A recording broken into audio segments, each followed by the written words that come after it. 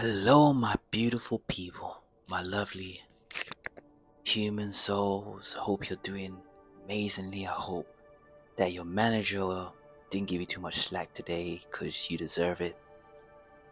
And I hope that the cat that's just looking at you is just purring and being all peaceful. And I hope that energy is radiating right onto you.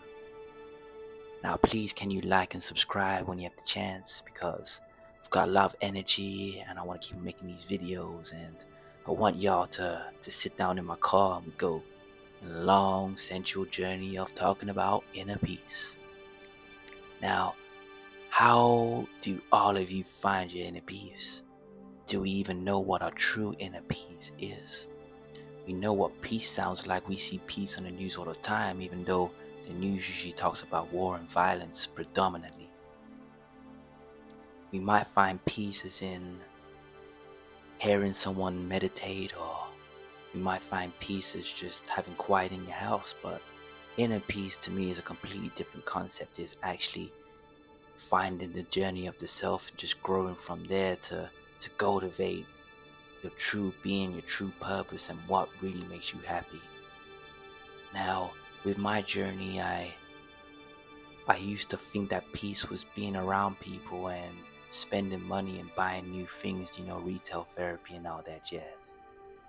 But as the years came up, I realized that I didn't need people in my life to make me happy. If I did that, then I'll never be happy if I was alone. Now, a good way to see if somebody has true inner peace is to monitor them when they're actually bored and lonely. If somebody has nothing to do, they might call a friend, they might look at a television program, or they might just find different ways to look and look outwards and not look inwards. But the person who is on the journey of understanding the self, they'll usually just find something which benefits them. This might be expanding their empire, or meditating, or putting music in and dancing.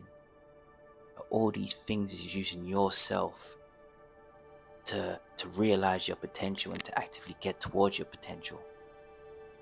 When I am bored, I usually find a way to expand my business or make sure that I have a better standing at any of my jobs.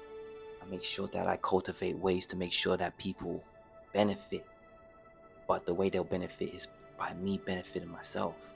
I find ways to find more love, and I listen to affirmations, and I always say these affirmations to myself. And I look in the mirror, because peace can only be started from within.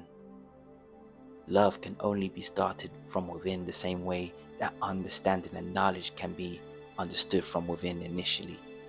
Remember being in school and not getting what 2 times 2 was?